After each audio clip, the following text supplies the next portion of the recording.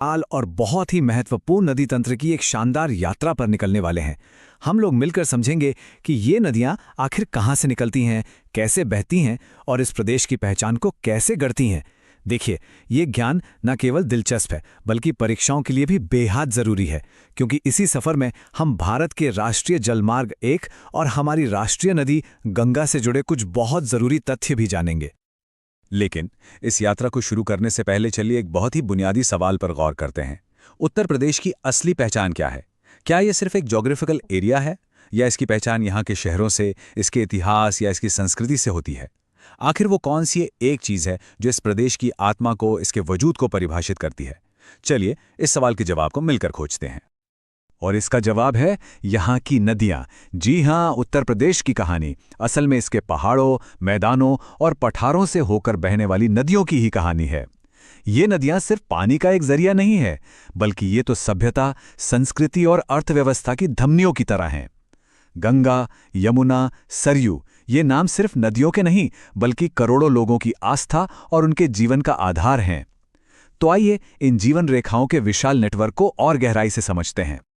अच्छा, उत्तर प्रदेश की नदियों को समझने के लिए सबसे पहले उन्हें दो मुख्य हिस्सों में बांटना बहुत जरूरी है। पहली हैं हिमालयी नदियां। अब जैसा कि नाम से ही जाहिर है, ये हिमालय के ग्लेशियरों से निकलती हैं और इसीलिए इनमें साल भर पानी रहता है। ये उत्तर पश्चिम से दक्षिण पूर्व की तरफ बहती हैं। और दूसरी हैं प्रायद्वीपीय नदियां। ये दक्षिण के पठारी इलाके से निकलती हैं और अक्सर मौसमी होती हैं, मतलब बारिश पर निर्भर करती हैं। और सबसे दिलचस्प बात यह है कि इनका बहाव दक्षिण से उत्तर की ओर होता है। ये जो फर्क है ना, इनके भूगोल और इनके असर को समझने के लिए बहुत महत्वपूर्ण है।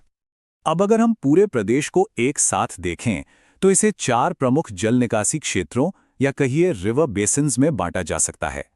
बेसिन का मतलब है वो पूरा इलाका जिसका पानी एक मुख्य नदी और उसकी सहायक नदियों में बहकर जाता है। तो सबसे बड़ा और सबसे महत्वपूर्ण है गंगा बेसिन, जो राज्य के लगभग 2/3 हिस्से को कवर करता है। वाराणसी, प्रयागराज और कानपुर जैसे सभी बड़े शहर इसी बेसिन में आते हैं। फिर दक्षिणी भाग में आता है बेतवा बेसिन, दक्षिण पूर्वी हिस्से में सोन बेसिन और मध्य भाग में गोमती बेसिन। चलिए अब हम अपना पूरा ध्यान उन महान नदियों पर लगाते हैं जो हिमालय के ग्लेशियरों की गोद से जन्म लेती हैं। देखिए, ये नदियां सिर्फ पानी नहीं लाती, बल्कि अपने साथ पहाड़ों से उपजाऊ मिट्टी भी लाती हैं, जिसे गाद या सिल्ट कहते हैं। और यही मिट्टी उत्तर भारत के विशाल जलोढ़ मैदानों को बनाती है और उन्हें दुनिया के सबसे उपजाऊ क्षेत्रों में से एक बनाती है। और इस पूरी कहानी की जो मुख्य पात्र है वो है गंगा और उसकी शक्तिशाली सहायक नदियां। भारत की सबसे लंबी और सबसे पवित्र नदी गंगा। इसका जन्म गंगोत्री ग्लेशियर के गोमुख से भागीरथी के रूप में होता है।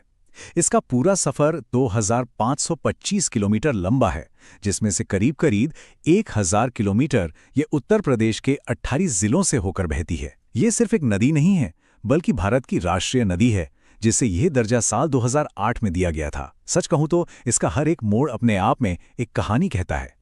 और सबसे दिलचस्प बात तो ये है कि गंगा मैदानों में पहुंचने से पहले ही एक लंबा सफर तय कर लेती है। गंगा नाम मिलने से पहले इसकी जो मुख्य धारा है अलखनंदा, वो 5 पवित्र स्थानों पर दूसरी नदियों से मिलती है, जिन्हें हम पंचप्रयाग के नाम से जानते हैं।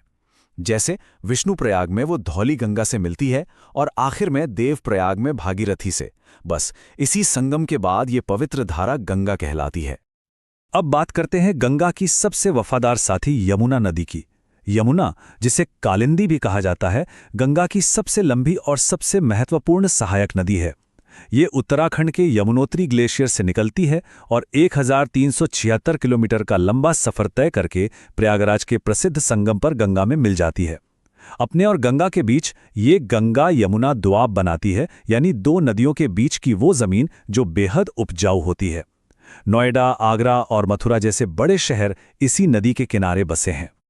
चलिए अब हम अपना रुख दक्षिण की ओर करते हैं, जहां से प्रायद्वीपीय पठार की प्राचीन नदियां निकलती हैं।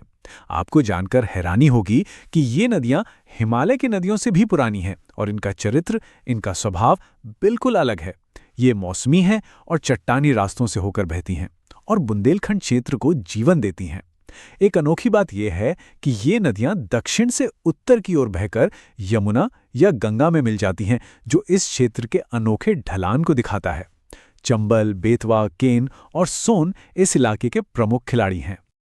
इन प्रायद्वीपीय नदियों में चंबल नदी अपने एक खास भौगोलिक निर्माण के लिए जानी जाती है, जिसे बीहड़ या बैडलैंड टोपोग्राफी कहते हैं। इसे ऐसे समझिए, जब तेज बहती हुई नदी नरम मिट्टी को काटती है तो वो जमीन पर एक सीधी सादी घाटी बनाने की जगह उसे आड़ी तिरछी खाइयों और ऊबड़ खाबड़ टीलों में बदल देती है। बस यही भूल भुलैया जैसा इलाका बीहड़ कहलाता है, जो इटावा से लेकर कानपुर देहात तक फैला हुआ है और खेती के लिए बिल्कुल सही नहीं माना जाता। लेकिन जहां प्रकृति चुनौतियां देती है, वहीं इंसान समाधान भी खोजता है। केन बेतवा नदी जोड़ो परियोजना इसी का एक शानदार उदाहरण है। ये एक बहुत ही महत्वाकांक्षी योजना है जिसका मकसद केन नदी के अतिरिक्त पानी को एक नहर के जरिए कम पानी वाली बेतवा नदी में भेजना है। इससे होगा ये कि बुंदेलखंड के सूखाग्रस्त क्षेत्रों में सिंचाई और पीने के पानी की समस्या का समाधान होगा। यह भारत की पहली राष्ट्रीय नदी जोड़ो परियोजनाओं में से एक है जो वाकई भविष्य के लिए एक नई उम्मीद जगाती है। अगर हम इतिहास में झांक कर देखें तो उत्तर प्रदेश के जितने भी महान शहर और सभ्यताएं हैं, वो हमेशा से नदियों के किनारे ही फली फूली हैं। गंगा के किनारे कानपुर, वाराणसी, प्रयागराज बसे हैं। यमुना के तट पर आगरा, मथुरा और नोएडा जैसे शहर हैं। गोमती नदी लखनऊ और जौनपुर को अपनी पहचान देती है। और हाँ, भगवान राम की जन्मभूमि अयोध्या पवित्र सरयू नदी के तट पर स्थित है। ये बात बहुत शानदार ढंग से दिखाती है कि हर शहर की कहानी कहीं ना कहीं नदी की जुबानी ही है। लेकिन आज हमारी ये जीवन देने वाली नदियां अमृत के साथ साथ जहर भी ढो रही हैं। ये कई गंभीर चुनौतियों का सामना कर रही हैं। औद्योगिक कचरे और शहरी गंदगी की वजह से यमुना और गोमती जैसी नदियां बहुत ज़्यादा प्रदूषित हो गई हैं। नदियों के किनारों पर अवैध निर्माण और गाद जमा होने से उनकी धारा में रुकावट आ रही हैं। और जाहिर सी बात है, इन समस्याओं का समाधान करना हम सबके कलेक्टिव भविष्य के लिए अनिवार्य है।